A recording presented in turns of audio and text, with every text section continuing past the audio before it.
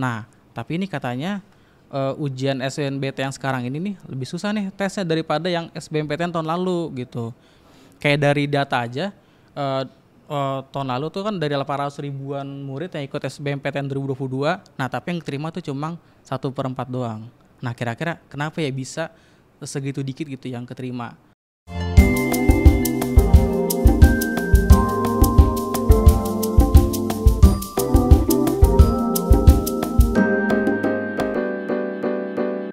Hai Sobat Pintar semuanya. Halo semuanya.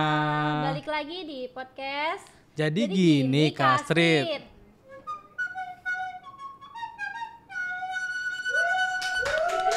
Mantep, Makasih ya makasih Kak Kak effortnya. Asmi. Oke, jadi apa sih Kak podcast Jadi Gini Kak Astrid? Jadi Gini Kak Astrid itu lahir karena banyak banget nih DM dari Sobat Pintar yang masuk yang bercerita soal keluh kesah tentang pendidikannya. Nah, sebelum kita masuk ke pembahasan podcast ini, kita lagi di mana sih Kak? Sekarang kita itu lagi ada di kantornya Tripui nih.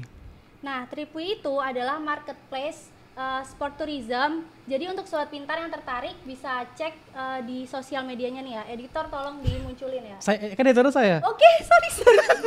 Saya di sini, saya taruh sini ya. Kadang-kadang bisa di sini nih. Nah, di sini. Oke, sosial media kita tuh ada di Instagram, TikTok, Facebook, YouTube, dan juga Twitter. Nama itu sama semua ya. Nama itu adalah Aku Pintar. Jadi ngobrol tentang apa nih Kak kita? Oke, sekarang kita ngobrolin tentang tunggu, kita belum kenalan tadi. Oke, mungkin kalian udah pernah ngeliat ya, aku mungkin baru sekali doang sih. Aku Revan, dan kamu ke siapa? Aku Gia. Bagi sobat pintar mungkin baru pertama kali ngeliat karena emang ini baru pertama kali aku duduk di sini. Ah iya, dia tuh banyak di TikTok, sosmednya Aku Pintar di sini banyak nih dia. Follow Keren-kerennya. sosmednya Aku Pintar biar bisa lihat muka aku terus tiap hari. Aduh, kalau nggak bosan sih. Oke, sekarang kita mau ngomongin tentang topik kita nih, yaitu SNBT, atau kalau misalnya dulu tuh sempat disebutnya yaitu SBMPTN. Nah, SBMPTN tuh sekarang udah kurang lebih 1 bulan lagi mau mulai ya gitu. Iya betul.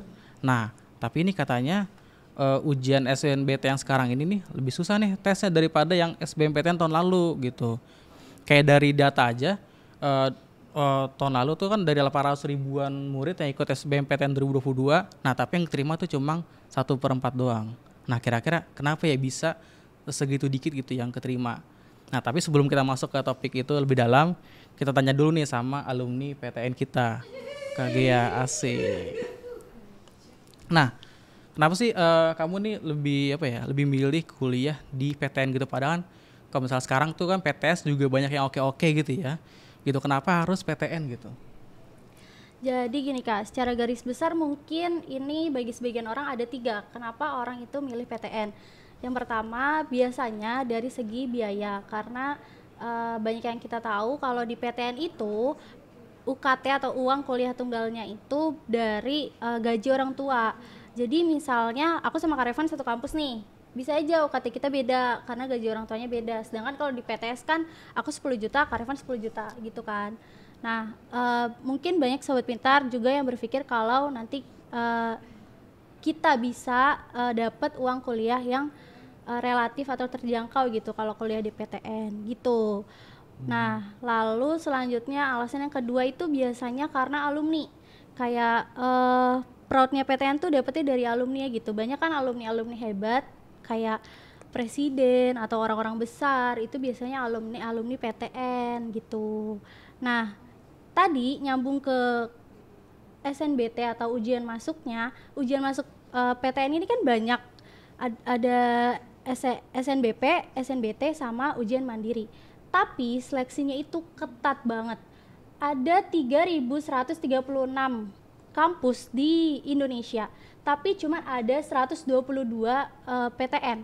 Nah, kebayangkan dari PTN itu cuma 122 yang mau masuk tuh satu Indonesia gitu. Jadi karena seleksinya susah, PTN-nya dikit, jadi ketika siswa nih udah bisa lolos ke PTN itu jadi suatu proud gitu Kak. Jadi banyak orang yang berpikir kalau masuk PTN itu susah karena emang jumlahnya dikit, ujiannya susah Tapi dia yang mau banyak masuk tuh banyak banget. Banyak banget. Sebenarnya ini bukan mengatakan kalau PTS itu jelek ya. Enggak, PTS juga banyak yang bagus gitu. Buktinya dari 3.136 ribuan sisanya itu adalah PTS. Nih contohnya Kak Revan lulusan PTS kan? Iya, aku juga alumni PTS gitu ya. Nah, tapi mungkin PTS-nya aku juga mungkin bukan PTS yang terkenal banget gitu ya. Mungkin kalau misalnya kalian ya adalah nama gitu, banyak nama gitu PTS yang terkenal ya. Aku juga PTS yang kayak agak-agak meh gitu, kayak biasa aja gitu ya. Tapi nggak bisa disebutin di sini, nggak boleh sebutin. Nah, karena kalau misalnya aku tuh, kalau dari pribadi aku ya, tadi kan kalau Gia itu kan dia emang ngejar ambis banget di itu kan ya SNBT gitu kan, di PTN gitu. Kalau aku tuh emang aku tuh emang dari dulu emang kayak sadar gitu sih, kayak wah aku ini kayaknya ya udah aku mau PTS aja gitu, aku nggak ngambis ke SBM atau SNMPTN gitu. Jadi aku emang mau ke PTS dan emang udah ketemu jalannya aja gitu. Kalau misal mau di PTS nih nanti masuknya apa gitu. Nah gitu, karena menurut aku tuh kalau misalnya kita mau karir kita bagus tuh nggak harus di PTN gitu sih. Kita juga misalnya kalian ya sobat-sobat pintar yang emang bisanya di PTS aja, nah itu juga bisa kok, kalian bisa di karir kalian tuh bisa bagus atau medit lah gitu kan untuk kehidupan kalian gitu. Asal ya emang kalian dari diri kaliannya itu bisa gimana nanti kalian pas di kuliahnya tuh bisa ngembangin potensi diri kalian gitu. Nah jadi itu menurut aku kita tuh nggak gitu ngaruh nih nanti di karir. Misalnya aku lulusan kampus ternama di Jakarta gitu, nah nanti pasti karir aku bakalan naik terus gitu. Ya itu nggak pasti sih gitu, karena pasti karir kita sedikit banget kita ditanyain.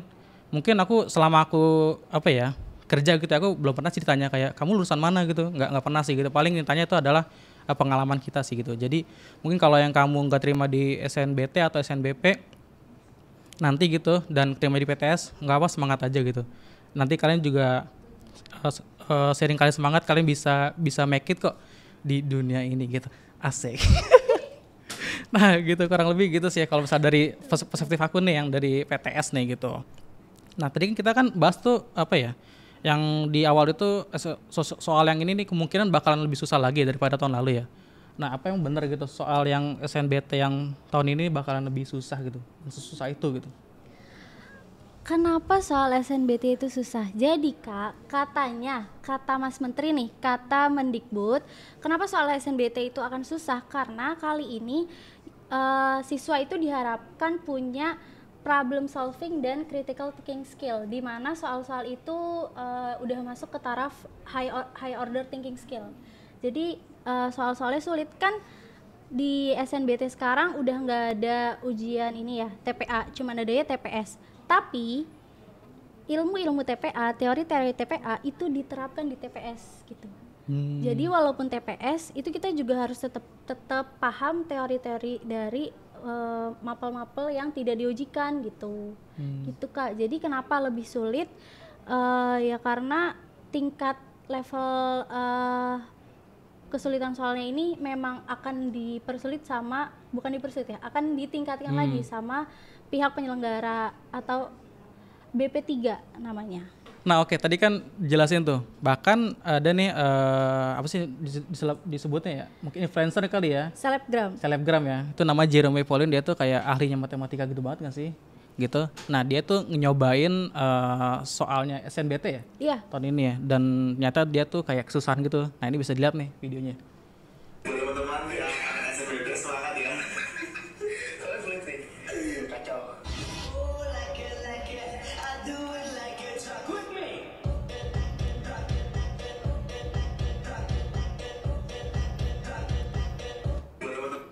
Nah. Waduh, suhu matematika aja bilang susah, gimana nih?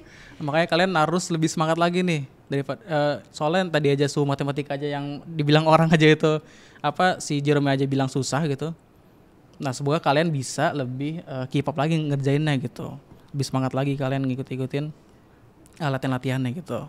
Oke, mungkin aku mau lanjut Nah mungkin kan yang sobat pintar pada penasaran gitu ya, aduh ini gimana, takut nih soalnya bakalan susah nih. Ada tipsnya nggak Kak untuk biar lolos SNBT? Nah kamu punya tipsnya nggak nih kira-kira untuk dikasih tahu ke sobat pintar? Nah, berhubung aku juga baca-baca DM nih Kak, banyak sobat pintar yang lagi insecure ngadepin SNBT, apalagi habis lihat pengumuman SNBP beberapa waktu lalu, terus jadi langsung overthinking soal SNBT. Mungkin aku bisa kasih sedikit tips ya buat sobat pintar semua. Yang pertama yang bisa dilakuin nih, waktu lagi nonton ini juga, abis ini bisa dilakuin, itu mungkin bisa detox sosmed dulu. Kalau sekarang nih suka ada gitu loh Kak yang mention ke yang bikin story kayak congrats lolos keterima di ini gitu. Iya, Terus kalau ngeliat tuh jadi kayak down gitu kan. Jadi trigger untuk mental kita tuh down gitu. Jadi coba dikurangin untuk kemungkinan ngelihat story-story yang kayak gitu. Sama fungsinya detox sosmed tuh apa sih? Supaya kita bisa makin ngatur waktu juga, belajar kita tuh seperti apa. Bisa jadi buka sosmed ini jadi self reward aja. Aku harus ngerjain berapa soal dulu baru boleh buka sosmed gitu. Itu yang bisa dilakuin. Abis nonton ini terus follow IG AP, udah abis itu close aja ya HP-nya. Terus abis itu tentunya banyakin latihan soal. Kenapa kita harus banyak latihan soal? Karena udah hamin 1 bulan, terus sobat pintar mau belajar harus baca dulu nih teori dasarnya, kalian akan buang-buang waktu. Mendingan langsung nyemplung ke latihan soalnya, pahami pola-pola soalnya seperti apa, karena pola-pola soal SNBT itu berulang. Soal SNBT kanan kiri kan beda ya, kita sama teman kanan kiri kan beda, tapi pola yang digunakan sama. Jadi pasti kalau kamu baik latihan, kamu udah nemu pola-pola yang beragam, kamu udah bisa tahu nih, oh cara soalnya ini cara ngerjainnya seperti ini, soal yang ini cara ngerjainnya seperti ini, gitu. Oke, kalau kata orang-orang mungkin practice make perfect lah ya. Yes, betul. Kayak gitu lah ya.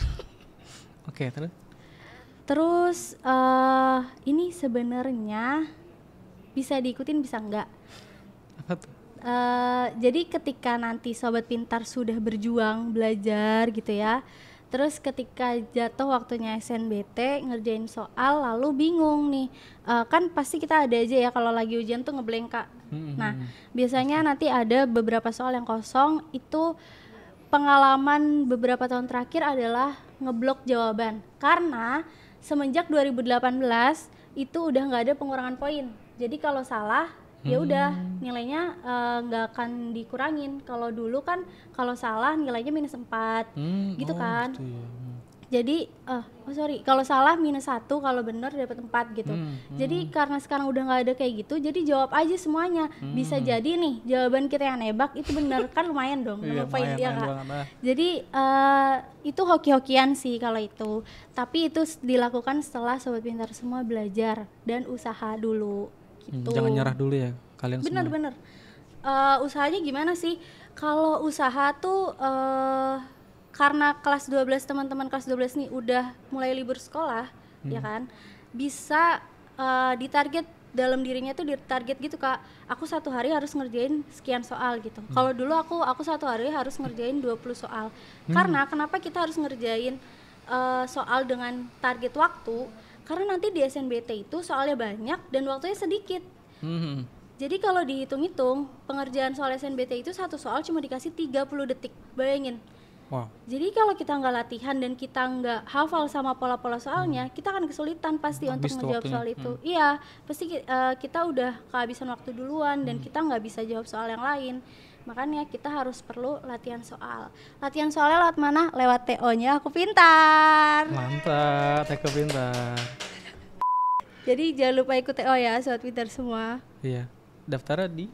Daftarnya di pantau Instagramnya Aku Pintar. Makanya harus follow, oke? Iya. Nah, ada di sini namanya, di sini lagi muncul nih. Editor. Editor saya masukin lagi. Oke.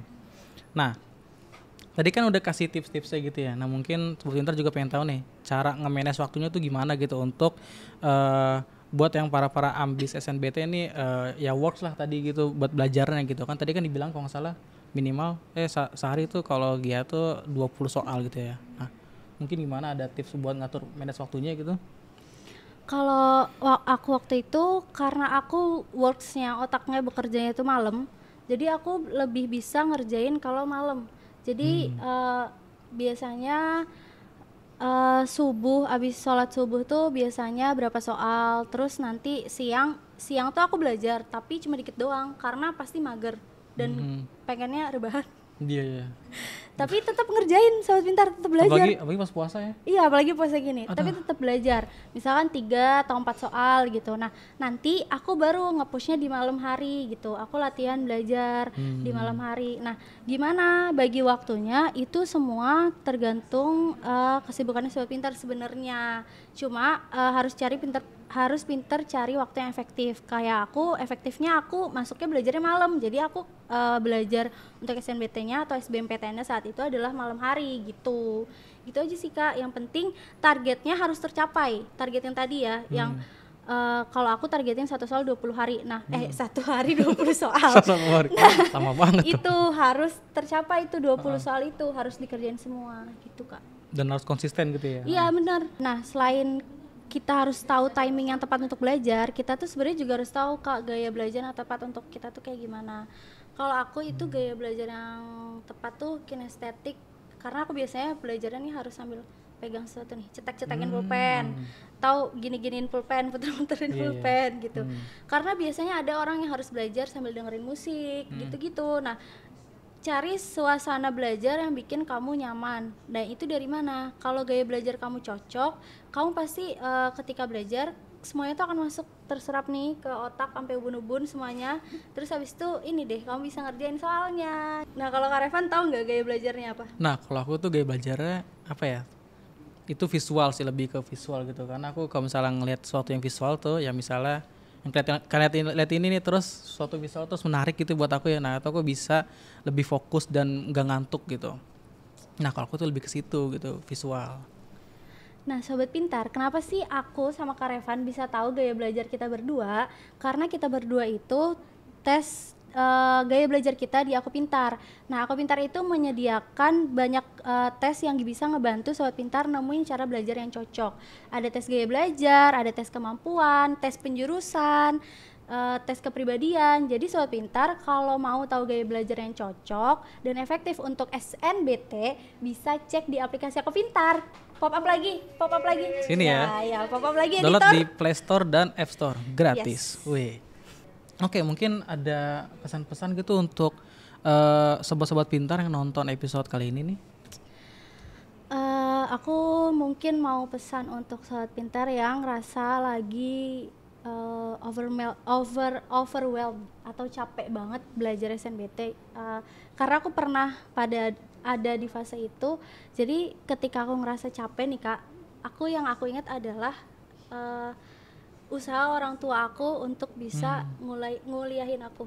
Jadi kalau aku mikirnya aku capek belajar buat SBMPTN, tapi orang tua aku lebih capek untuk usaha aku bisa kuliah gitu. Kalau inget itu rasanya malu banget Sobat Pintar, karena kayak orang tua aku aja nggak capek, kenapa aku harus ngerasa capek gitu. Dan orang yang berusaha lebih itu pasti orang yang berhasil. Misal nih Sobat Pintar udah ngerasa aku usahanya nih udah mentok banget, tapi kita kan cuma bisa ngelihat dari sudut pandang kita nggak bisa lihat ribuan pesaing di luar sana. Bisa jadi ada yang belajarnya lebih keras, lebih intensif, lebih usahanya lebih tinggi lagi. Nah, tingginya mereka, ternyata mereka nih di sini, ternyata kita nanti masih di sini gitu. Jadi keluarin aja apa yang kita bisa, maksimalin usaha kita, karena kita nggak tahu nih doa mana yang akan dikabul sama Tuhan. Oke, mantap banget itu pesan-pesan dari Gea, alumni PTN kita. Nah, kurang lebih itu ya Sobat Pintar, episode podcast Jadi Gini Kasrit episode berapa ini? Berapa sih? Yang ngebahas tentang tips and trick untuk kerjain SNBT dari alumni kita nih, alumni PTN. Nah, stay tune untuk di episode lainnya dari podcast Jadi Gini Kasrit yang akan tayang seminggu sekali. Oke? Stay tune di YouTube ya. Stay tune di YouTube ya, Aku Pintar. Sini. Jangan lupa subscribe. Dadah semuanya. Terima kasih udah nonton. Pencet tombol merah. Subscribe. dan like. Oke, thank you. Dadah.